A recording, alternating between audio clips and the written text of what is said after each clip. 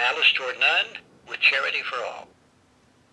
Well, hello once more. We are putting together now the remains of the potato salad. I took care of the potatoes and the eggs last night while I had a little bit of extra time, and that has helped tremendously this morning. We hard-boiled the eggs last night and boiled the potatoes for 25 minutes on medium, no more, no less, lest they become mushy. And today I'm just going to mix the rest of the flavors and kind of give them about 40 minutes or so to congeal and mingle and all of this. Admittedly, putting together a potato salad in honor of Thanksgiving is a bit odd. Normally you have your sweet potatoes or your mashed potatoes or a casserole of some sort. It's not odd for the Nelson family, however. It's a throwback to my grandfather, Ike Nelson, who always did the most fantastic potato salad ever, in part because it has garlic powder and a little secret. It has Worcestershire sauce. Which my grandmother never believed, but that is one case that she was wrong. I'm so sorry, but she was wrong. So today we're having, as usual, potato salad in honor of Ike Nelson and the Nelson family. And my husband has very graciously put up with this tradition. There's my husband now. And so let's get started. Let's just put it all together. There are really no measurements to this kind of thing, just kind of to taste as you like it. The potatoes, depending on how many people you have. The eggs, depending on how many you like. You must put in the Worcestershire. And everything else is pretty much negotiable. So we'll be putting in some mayonnaise just to kind of give it some creaminess. I'm about out of this one, so I'll just put in the whole thing. Why not? Now, I know this mayonnaise can looks a little bit different. It's Vegenaise, which is soy. We are not vegan, but we pretend to be. Okay. Ooh, ooh. I've just dropped a dollop of it on the kitchen table, but I'll take care of that in a moment. And then we will put in a little bit of mustard. Don't worry about this now, Michael. And we will, just to taste, to kind of give it a little bit of a little yellow texture, a little flavor. And I always put in just a little bit of salt because it's really no good for me without it. I always tend to boil out far too much of the garlic powder.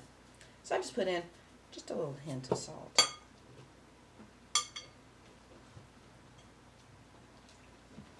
And if my mother is watching this, I promise I will clean this up straight away. I'm just teasing Mama. Now, I did a lot of potatoes this time, more than I usually do, because I want to have some leftovers. FSU is playing University of Florida, as is customary this weekend, and I will be home here in Alexandria for it. So I want to be able to kind of sit around and eat leftovers and just generally have a very good time.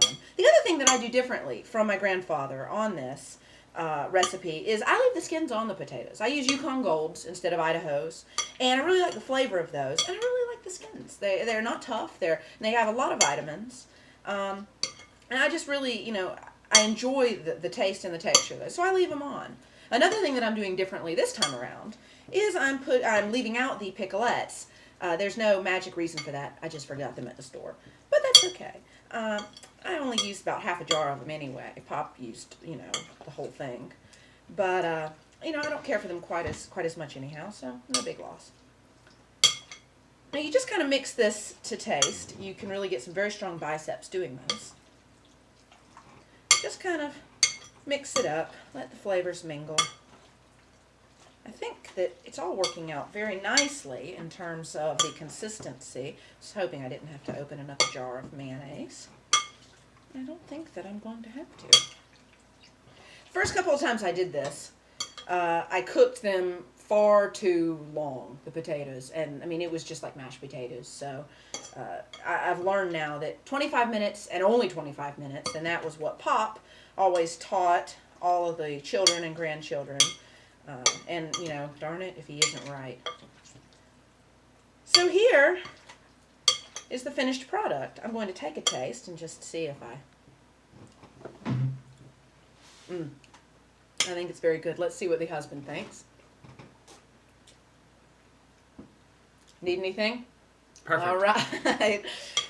Good. Well, that's it. The hardest part really is just boiling the eggs and boiling the potatoes and, getting them all sliced and diced. This is what the finished product will look like. If I try not to spill it. Oh, there went the spoon. Anyway, let me go clean up the table and enjoy your Thanksgiving. We'll be back in a little while.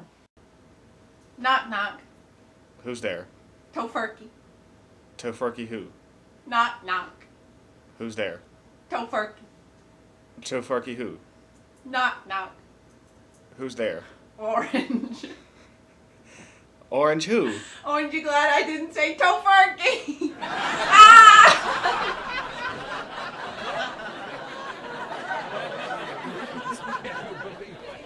Happy Thanksgiving!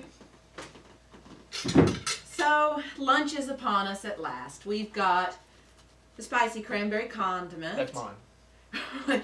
We've got the turkey, and let's point out it's the man's job to carve the turkey. The man's job to carve the tofurkey.